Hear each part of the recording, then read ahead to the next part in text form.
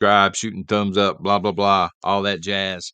Quickly, we're going to be having an exclusive live stream at lunchtime. That is 12 lunchtime Eastern Standard Time for everybody that's a member of the coffee club and the folks over on Patreon. So if you're here on YouTube, a lot of new faces in the coffee club.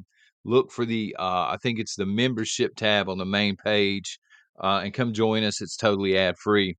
But here on YouTube this morning, we're going to talk about obeying. All right. And I'm going to start with a comment that I get. I know y'all have seen this comment before, right? Whether you're a creator, whether you're a member of this community, other communities, what have you. I saw it again yesterday. It floats through a couple of times a week. Preppers are just grocery stores. I said, well, now, we've got to talk about this. But y'all have seen it, right? Preppers are just grocery stores. That's all they are. And I want to speak on this for a minute if I can, if that's okay. I promise I'll keep this video short because, again, I got to set up a live stream lobby, right? That statement is mostly true. And I know that's going to be an unpopular comment. I know a lot of people are going to be upset with me saying that, but please stick around. Allow me to make a case for this. I think that statement is mostly true. That preppers are just grocery stores. There are two main reasons for this, and we're going to explore each one of these like coal miner, son.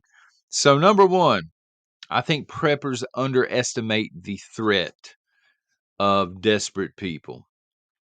I think some of you get it, but I think a lot of your newish preppers, probably, or even intermediate preppers, don't really understand what true desperation looks like. You know what I mean? Um, well, I'll just point a boomstick at somebody. Well, if you're hungry enough, at some point that becomes less threatening. You know what I mean? Like at some point you're willing to roll the dice if you're desperate enough. And number two, some preppers are going to be, maybe many preppers, I don't know what the actual number is, unwilling to do what's necessary when it gets down to the get down, so to speak. So desperate people will not just go away, right? Sometimes when I see this comment, preppers are just grocery stores, there will be several replies and they'll be like, they better not show up at my house. I've got 14 boomsticks over here. Again, I think people's plan is, even with family members, right? I'm going to put this boomstick on you. I'm going to make it very clear you don't come back. And I think a lot of people just assume they'll never see these folks again, right? And I think that that's not the case. These people are going to either show back up because, again, they're extremely desperate, especially if they have kids, right? But self-preservation on its own without kids will make you do stupid things at some point.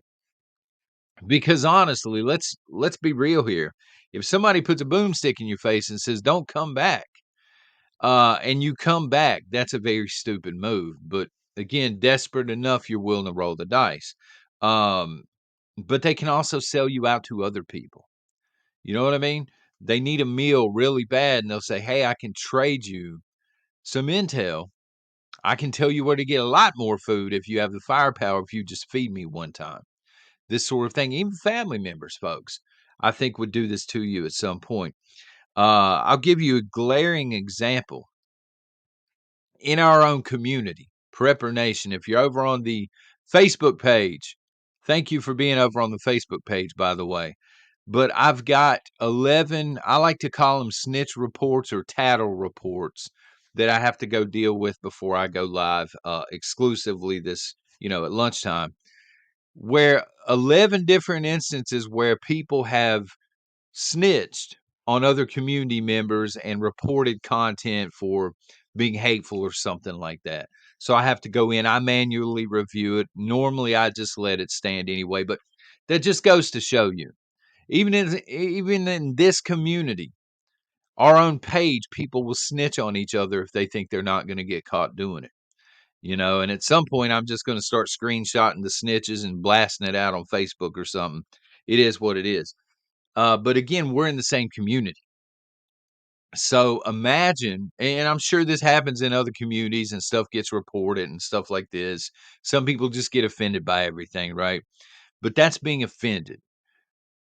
Starvation is much worse, right? Being offended is way down here. Not having a meal in several days is way up here. That's going to take priority for a lot of people, and they are willing to do, I think, bad things and evil things. And again, people seem to think, and some of them will do it. Some of them will go across that line. I'm not saying everybody's weak minded in that way, but I think a lot of people will say, "Well, I'll just point the old wireless hole punch," as I've heard it called recently, in their direction, and they'll leave and they'll never come back. And I think people are disillusioned in this way. And another thing to think about before we move on here, these desperate people showing up, maybe local authorities, state and local authorities, government authorities. Are you going to give them the same treatment? You really going to point a wireless hole punch at a state or local, one of the king's sheriffs, if you will? And are you willing to stand firm on that? Because I don't know. I think a lot of people will falter during that point in time. So it is estimated they don't really know. Let's be honest. Here in the United States, they don't really know how many people are prepping. They estimate between 4 and 9 million, perhaps more, who are very gray about it.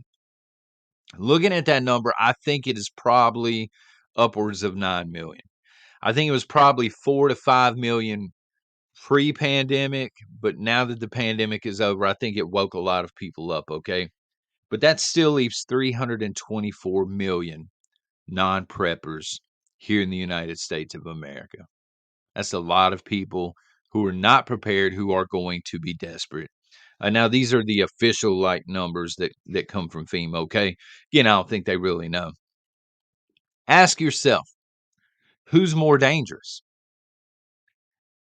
A mob of starving people who haven't prepped, and maybe they flooded out of a city into your suburb, and you happen to be a prepper, or they're called werewolf preppers, or just preppers who didn't do a great job, and they're trying to prey on other preppers. And again, these are the people, preppers are just grocery stores. Those are your werewolves in the community. And yes, they are out there. Who's more dangerous? I'll wait a second so y'all can comment or drop that in. Okay, both. It's a trick question. They're both dangerous. They're both immense threats. All right, so I'm looking at that and I'm thinking your desperate preppers are going to know exactly what to look for. They're going to be overly cautious. They're going to try and maybe win your trust and earn your trust and then take what you have. Whereas non preppers are probably going to be in groups because there's strength in numbers and they're very unorganized. Something else that we need to consider that I see quite a bit in all of the prepping communities that I follow here on YouTube. Um, you're going to have different dynamics when people start coming together. Um, you're going to have people of different faiths. This seems to be a deal breaker for a lot of people in the prepping community. Well, they don't believe the same thing I believe in terms of the end of the world and salvation, therefore we cannot coexist. But realistically, if there's strength in numbers and you need people in a group eventually. I'm not a huge fan of the lone wolf concept. I think it can work for a little while, but eventually you need to find people to watch your back and vice versa. They may not have the same spiritual beliefs that you do. Is this a deal breaker? I think it is for a lot of people, and they just haven't maybe thought that far ahead. Different political affiliations.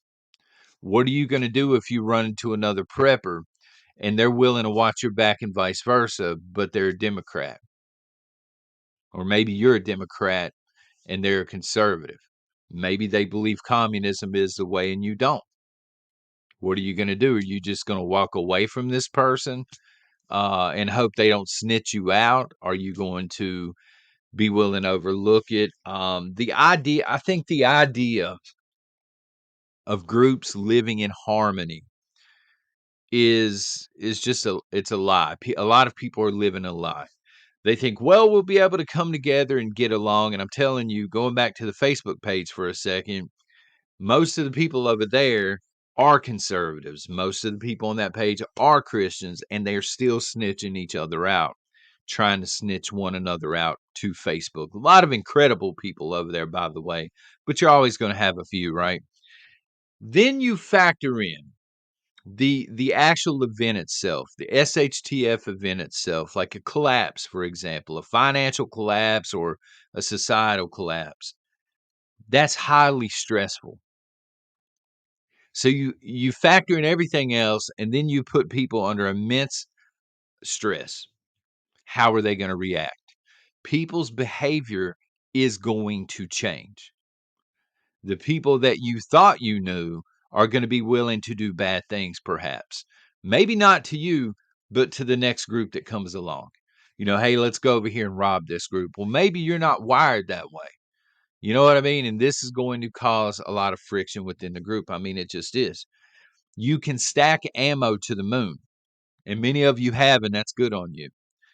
But do you have it in you to use said ammo when it comes down to the come down? I think I picked that up from Backwoods, but I'm not totally sure.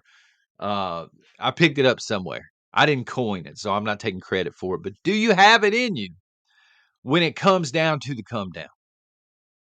When you hear a beating at your door and you open the door, and there are 4 local authorities saying, "We need to seize your stuff. We have a piece of paper signed by the local government." And that's all the stuff you have that's keeping you alive. I think the answer is gonna be different for everybody, but I think a lot of people that say, "Yeah, I have it in me," are lying to themselves, and they need to have a deep conversation about what we're talking about this morning. Will most preppers refuse to obey? Whether, again, it's local authorities, whether it's a large group showing up at your door, whether it's your neighbors, extended family. Are you going to do what you have to do? Are you going to obey, cave in, let them in? I don't know. I think we need to understand that your local officials, and I think we saw this during the pandemic. Hutch put this out earlier this week, but I think it was Native Voice that put it out, and Hutch put it back out, whatever it's called on YouTube where you share it. You know what I'm saying? Um, but it was, and I'm paraphrasing here. Okay, do you back the blue or are you in the don't tread on me crowd? Because you can't be both. And I saw this and I said, man, this is incredible because you literally can't be both. During a collapse situation, you need to understand either you're going to be back in the blue and you're going to be tread on, or you're going to have to be a part of the don't tread on me crowd, which means you're going to have to stand up because local officials, state officials, even federal officials, they're not always lawful in very stressful times, in big events. We saw this again with the COVID. Are you prepared to deal with that? That's my question for you this morning. Please keep it PG-13. Understand we are on Google and they will take comments and things down. So please try and keep it PG-13. And again, you are invited to join us. It's like $1 a month. It's a quarter per exclusive live stream. We do this every week on Friday. It'll be at lunchtime. The information will be down below. If you want to join us, it's totally ad-free. And if not, that's okay too. I'll see the rest of you on Monday. Y'all take care and God bless.